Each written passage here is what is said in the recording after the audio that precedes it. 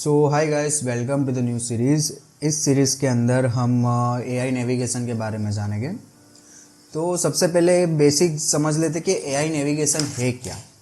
तो AI navigation वो process है जिसके ज़रिए एनपीसी कैरेक्टर या कोई भी ऑब्जेक्ट एक पॉइंट से दूसरे पॉइंट तक एनवायरनमेंट के अंदर इजीली मूव कर सकता है, जिसके लिए हम कोड कर सकते हैं कि मान लो कि अगर हमें कोई पेट्रोलिंग का कैरेक्टर बनाना है जो एक पर्टिकुलर एरिया के अंदर पेट्रोलिंग कर रहा है, तो हम उसको पॉइंट्स वाइज दे सकते हैं कि भाई ये पॉइंट से ये पॉइंट तक ये कैरेक्टर पेट्रोलिंग करेगा।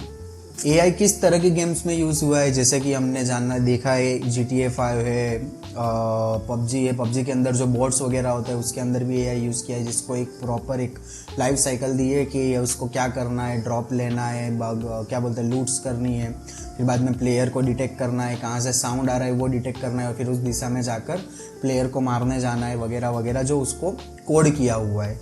तो वो सब हम एआई के ज़रिए कर सकते हैं। किस तरह की और कौन सी गेम्स है, जैसे कि रेड रिडेम्पशन के अंदर बहुत ही बेहतरीन तरीके से एआई का यूज़ किया गया है। उसमें एक फार्मर है तो फार्मर की पूरी लाइफ साइकिल है, तो वो काफ़ी अच्छे से यूज़ किया है। अब हमें एआई नेविगेशन का यूज़ क्यों करना है, क्योंकि हमें हमारा जो नॉन प्लेइंग ऑब्जेक्ट या नॉन प्लेइंग कैरेक्टर है, जो कि मान लो कि अगर नॉन एनपीसीज है, एनपीसीज को अगर हमें एक लाइफ देनी है तो उस लाइफ को कोड करने के लिए हमें एआई नेविगेशन का यूज़ करना होता है, जो कि बताएगा कि उसको किस पॉइंट से किस पॉइंट तक जाना है, और डिटेक्ट करेगा कि सामने कोई ऑब्स्टेकल है या नहीं है, ऑब्स्टेकल को अवॉइड करना है वगैरह वगैरह। बहुत सारे टास्क हम कर सकते हैं। ठीक है, तो हम शुरू करते हैं। मैंने एक एमडी प्रोजेक्ट क्रिएट कर लिया है यूनिटी के अंदर।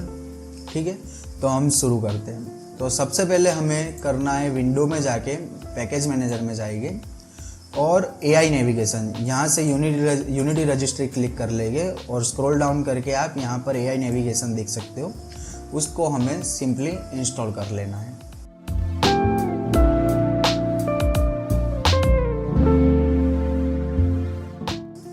तो हमारा एआई नेविगेशन इंस्टॉल हो चुका है, इसको क्लोज कर देते हैं।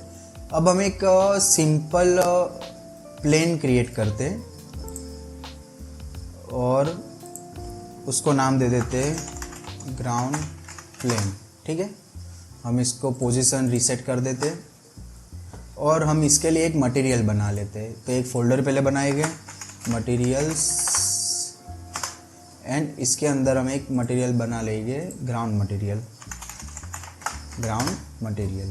ओके, हम इसको थोड़ा डार्क ग्रे दे देते और इसकी ओपेसिटी डाउन कर देते ताकि हम इसे क्लियरली देख सकें। ये हमारा ग्राउंड प्लेन है।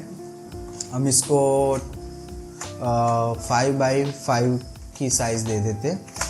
ठीक है, ताकि हमें एक प्रॉपर प्लेस मिले। ओके, चलो हम थोड़ा इसको डाउन कर देते। तो ये हमारा प्लेस है। ठीक है, अब हम क्या करते हैं, हम प्लेयर के लिए सिंपली एक कैप्सूल का इस्तेमाल कर लेते हैं। तो हम एक 3D ऑब्जेक्ट में जाएंगे और कैप्सूल ले लेते हैं। कैप्सूल को हम यहाँ से रीसेट कर देते हैं। तो ये हमारा कैप्सूल आ गया है, जिसको ग्राउंड प्लेन को हम थोड़ा सा नीचे ले लेते हैं, -1। ठीक है, ग्राउंड प्लेन को हमने नीचे ले लिया ताकि कैप्सूल हमें ऊपर प्रॉपर दिखे। और कैप्सूल को हम रिजिड बॉडी असाइन कर देते हैं। ठीक है, हम इसकी पोजीशंस वगैरह सब फिक्स कर देते हैं, रोटेशन पोजीशन सब कुछ। ठीक है, ग्रेविटी ऑन रखते हैं ताकि वो ग्राउंड पे खड़ा रह सके। तो ये इसको हम कैप्सूल से नाम हटा देते हैं, प्लेयर कर देते हैं और एक लेयर बना लेते हैं प्लेयर की। ठीक है, और इसको असाइन कर देंगे प्लेयर लेयर पे। तो ये हमने एक प्लेयर को सेटअप कर लिया है। ठीक है, अब हम एक और कैप्सूल लेते हैं, क्रिएट 3D कैप्सूल। इसको भी हम रीसेट कर देंगे और इसको थोड़ा हम आगे ले लेते हैं, साइड में ले लेते हैं या तो फिर, ताकि हम देख सके। ओके, इसको हम नाम दे देंगे एनिमी। ओके, इसको भी हम रिजिड बॉडी दे देते। कंस्ट्रेंट्स हम इसको भी अभी फिक्स कर देते, टेम्पररी रोटेशन वगैरह।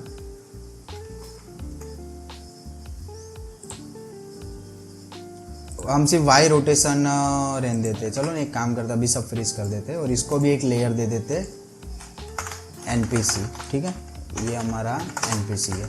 यहाँ पर हम मिस कंफ्यूज ना हो उसके लिए इसको भी एनपीसी नाम दे देते और इसको एनपीसी को एनपीसी लेयर पे ले लेते। चलिए, तो हम एक काम करते हैं, एनपीसी प्लेयर के लिए एक अलग कलर ले लेते हैं, जैसे कि ग्रीन है हमारा प्लेयर, थोड़ा सा डार्क ग्रीन, और ये है हमारा एनपीसी, हम उसको थोड़ा सा रेड दे देते। ओके, चलो। और एनपीसीज की आईज वगैरह देखने के लिए क्या करेंगे, हम एक काम करते, एक आई बना लेते स्फेयर का इस्तेमाल करके। कोलाइडर हटा देते, कोलाइडर की कोई ज़रूरत नहीं है। और स्केल हम 0.2 कर देते।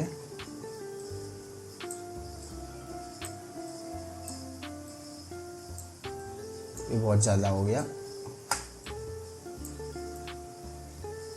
ओके, आई थिंक 0.25 एंड -0.25 ये हमारी आई का अच्छे से इस्तेमाल कर रहा है। ठीक है, सेम चीज़ हम कर देते इसके साथ भी। Reset 0.2 and 0.2। ओके, और क्या है, हम इसको सिंपली कॉपी कर लेते हैं। कॉपी वर्ल्ड ट्रांसफॉर्म और पेस्ट वर्ल्ड ट्रांसफॉर्म। ओ तेरी, वो तो वहाँ पे ही आई गया, कोई बात नहीं। चलो हम इसको मैन्युअली सेट कर देते। ओके, 0.25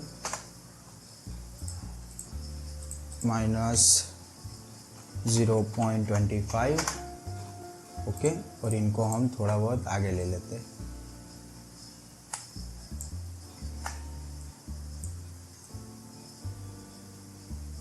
ठीक है, तो ये हमारे कुछ कैरेक्टर्स विथ आई बन गए। ठीक है, ये हमारे पास कैरेक्टर्स है, ये अभी सामने की ओर देख रहे।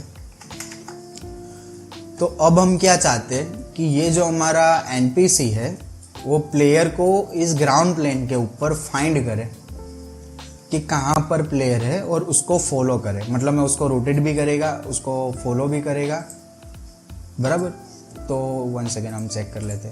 तो हाँ, तो अब हमें क्या करना है, अब हमें ये डिटेक्ट करवाना है कि प्लेयर कहाँ पर है, और फिर प्लेयर के अकॉर्डिंग वो फाइंड करेगा ग्राउंड के अंदर प्लेयर कहाँ है और वहाँ पर वो मूव करेगा। तो उसके लिए हमें क्या करना है, एक एम्प्टी ऑब्जेक्ट ले लेते हैं, AI नेव सरफेस, हम ये एम्प्टी ऑब्जेक्ट का नाम दे देते हैं और उसके अंदर कंपोनेंट ऐड करेंगे नाउ मैश सरफेस।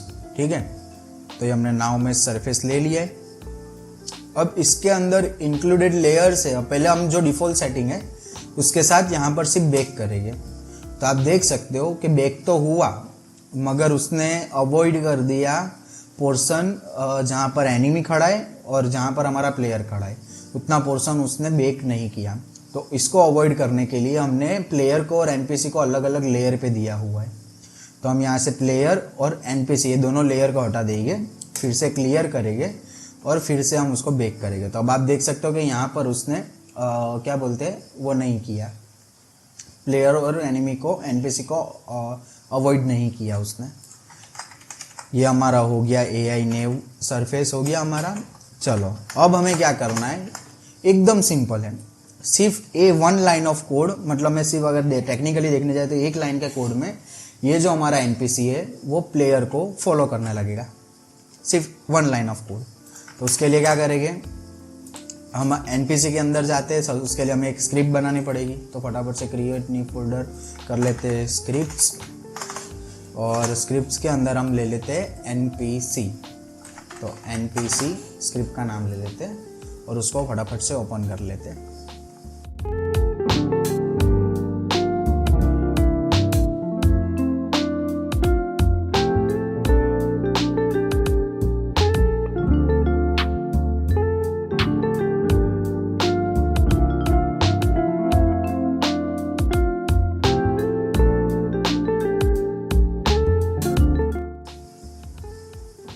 ओके, तो हमारी स्क्रिप्ट ओपन हो चुकी है।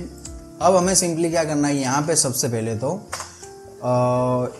नेम स्पेस लेंगे using unity engine dot AI, बराबर। ये हमने नेम स्पेस ऐड कर दिया। अब हमें जो भी हमारा एज ओके, अब इसके पहले हमें फिर से स्क्रिप्ट में आते हैं। अब ये जो NPC है, NPC को हमें नाउ मेश एजेंट एक कंपोनेंट है जो कि AI नेव का पार्ट है, जिसका नाम है नाउ मेश एजेंट। ओके, तो नाउ मेश एजेंट कंपोनेंट को हम इसके अंदर ऐड कर लेंगे। तो आप जैसे कि देख सकते हो, जैसे हमने नाउ मेश एजेंट को ऐड किया, यहाँ पर हमें एक अलग से कोलाइडर दिख रहा है, जो कि ये है। जिसे हम ऑफ करेंगे तो आपको एक अलग से कोलाइडर दिख रहा होगा, जो कि नाउ मेश एजेंट का है। ठीक है, हम उसको ग्राउंड से कितना ऑफसेट अप रखना है, कितना डाउन रखना है, ये सब चीज़ें सेट कर सकते हैं। अभी हम इसका जो बाय डिफ़ॉल्ट सेटिंग है उसी पे रहने देंगे, और उसका एजेंट टाइम भी ह्यूमनॉइड ही रहने देते हैं। अभी जो भी डिफ़ॉल्ट सेटिंग है हम उसी पे रहने देते हैं। अब ये नाउ मेश एजेंट ऐड कर दिया है, और ये जो हमने NPC स्क्रिप्ट क्रिएट की है, वो NPC स्क्रिप्ट को भी हम ऐड कर देते हैं। ठीक है, अब NPC के अंदर हमें क्या करना है, स्क्रिप्ट के अंदर हम लेंगे पब्लिक नाउ मेश एजेंट, और उसको नाम दे देंगे एजेंट। ठीक है, चलो अब हम स्टार्ट में क्या करेंगे पता है, सिर्फ simply one line of code करेंगे, एजेंट डॉट सेट डेस्टिनेशन, और यहाँ पर हम एक प्लेयर की प्रॉपर्टी ले लेंगे पब्लिक ट्रांसफॉर्म, कि हमें किसको फॉलो करना है वो भी तो बताना पड़ेगा ना। तो हम यहाँ पर हम प्लेयर की ट्रांसफॉर्म प्रॉपर्टी ले लेते, और यहाँ पर हम उसको दे देते कि भाई जो प्लेयर की ट्रांसफॉर्म प्रॉपर्टी है, प्लेयर डॉट पोजिशन, इसको फॉलो करना है सिंपली। अभी हम अपडेट फंक्शन को हटा देते, अभी सिर्फ स्टार्ट फंक्शन। ये सिंगल लाइन ऑफ कोड और आपका काम डन। अब वो खुद ब खुद प्लेयर की पोजीशन को फाइंड करेगा और प्लेयर की ओर बढ़ेगा। अब हम यहाँ पे क्या असाइन करना है, पहले तो ये जो हमारा नाउ मेश एजेंट हमने ऐड किया है उसको असाइन कर देना है, और दूसरा क्या असाइन करना है, हमें हमारा प्लेयर की ट्रांसफॉर्म प्रॉपर्टी ट्रांसफॉर्म असाइन करना है। तो अब ये खुद ब खुद प्लेयर को फाइंड करके उसकी तरफ रोटेट होगा और प्लेयर की ओर बढ़ेगा। तो हम प्ले करके देख लेते हैं। तो आप देख सकते हो ये प्लेयर की ओर बढ़ गया। ठीक है, अब हमें क्या करना है, अब मान लो कि हम इसको कहीं और दूर रख देते, मान लो कि हमने इसको यहाँ पर कहीं रख दिया।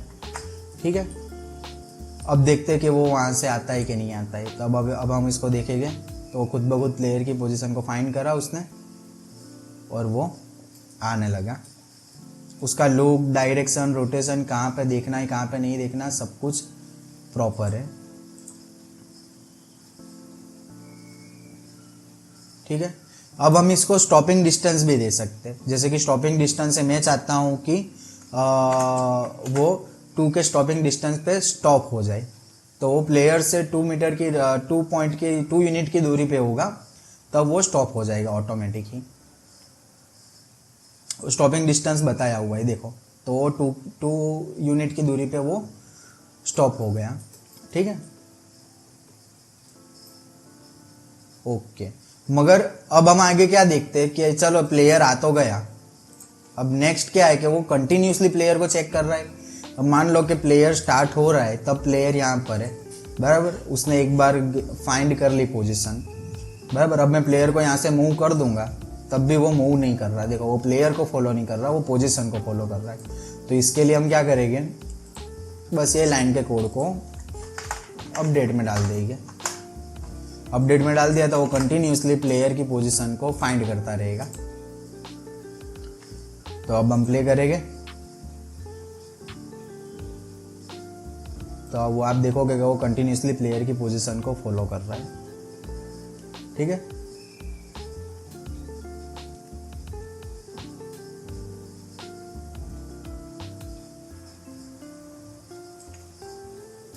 अब हम क्या करते हैं कि ये तो अभी चलो सिंपल ग्राउंड है। अब हमें क्या देखना है कि अगर मान लो कोई ऑब्स्टेकल से के बीच में कुछ आ रहा है, प्लेयर की और एनपीसी के बीच में अगर कोई ऑब्जेक्ट आ रहा है, तो क्या एनपीसी उसको डिटेक्ट कर पाएगा? तो जी हाँ, बिल्कुल कर पाएगा। तो उसके लिए हम क्या करते हैं, हम एक एम्प्टी ऑब्जेक्ट ले लेते हैं, उसको रीसेट करके नाम दे देंगे ऑब्स्टेकल्स, और ऑब्स्टेकल्स के अंदर हम एक 3D ऑब्जेक्ट लेते हैं क्यूब, ठीक है, और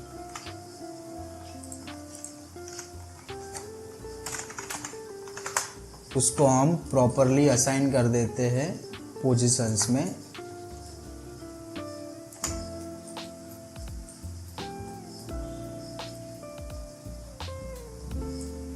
हम एक बार के लिए इसको बंद करते हैं ताकि देख सके कि भाई वो पोजीशंस में है। चलो ओके, -0.5 ओके, चलिए।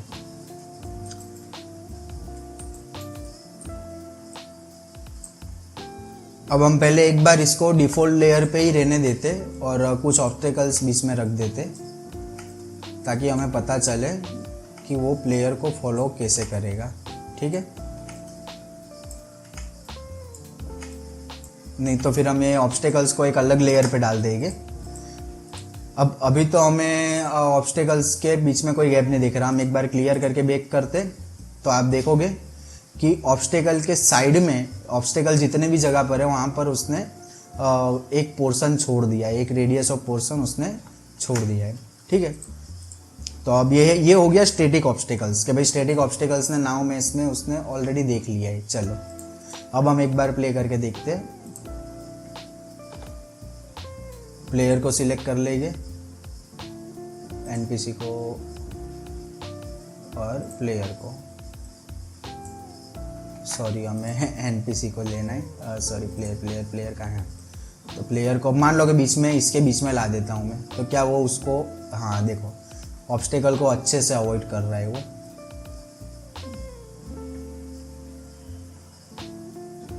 तो ये हो गया ऑब्स्टेकल को अवॉइड करके प्लेयर को फॉलो करना। अगर मान लो कि मैं ये जो क्यूब्स है उसको एज अ वॉल, हम एक काम करते, सारे क्यूब सिलेक्ट करते और उसको जेड डायरेक्शन में, आई थिंक हमें ग्लोबल ले लेना चाहिए, या तो फिर हम एक काम करते ये सब को सिलेक्ट करते और जेड डायरेक्शन में सिर्फ बढ़ा देते, ठीक है, इतना बढ़ा देते। और फिर से हम नाउ में सरफेस को क्लियर करेंगे और बैक करेंगे। तो अब प्लेयर को किस तरह से मूव करेगा, हमारे प्लेयर को पहले प्रॉपर दे देते डायरेक्शन, हाँ, तो वो प्लेयर को कैसे फॉलो करता है वो भी देखते। अब आप देख सकते हो कि उसने एक पाथ फाइंड किया है, वो पाथ के अनुसार ही वो आएगा। और अगर मैं प्लेयर को इस साइड ले जाता हूँ तो वो रोटेट हुआ, अगर मैं प्लेयर को इस साइड ले जाता हूँ, अगर मैं प्लेयर को इस साइड ले जाता हूँ, तो आप देख सक रहे हो कि वो प्लेयर को बहुत ही अच्छे से फॉलो कर पा रहा है। अगर मैं प्लेयर को यहाँ पर रख देता हूँ, अगर मैं प्लेयर को यहाँ पर रख देता हूँ, वो सबसे शॉर्टेस्ट पाथ को ऑटोमेटिकली डिटेक्ट कर लेगा। अगर मैं प्लेयर को यहाँ पर रख देता हूँ तो वो खुद ब खुद अच्छे से पोजीशन लेगा, फाइंड करेगा और डायरेक्ट जाएगा। अगर मैं प्लेयर को यहाँ पर रख देता हूँ फिर से, तो वो खुद ब खुद ढूंढता हुआ उसको आएगा। तो ये था हमारा एआई नेविगेशन, जिसमें सिर्फ एक सिंगल लाइन ऑफ कोड से, मतलब मैं कह सकता है कि सिंगल लाइन ऑफ कोड ये, क्योंकि ये तो हमने प्रॉपर्टीज असाइन की है नाउ में एजेंट और एक प्लेयर के, कौन फॉलो करेगा और किसको फॉलो करेगा। सिर्फ वन लाइन ऑफ कोड में हमने एनपीसी के अंदर जान डाल दी, जो कि फाइंड आउट करेगा प्लेयर कहाँ पर है और उस तक पहुँचने का सबसे शॉर्टेस्ट वे कौन सा है। तो इस वीडियो के लिए इतना ही। नेक्स्ट वीडियोस के अंदर हम देखेंगे कि इसके अंदर और क्या क्या फीचर्स है जिसका हम इस्तेमाल कर सकते हैं और किस तरह से इस्तेमाल कर सकते हैं। तो स्टे कनेक्टेड एंड बाय।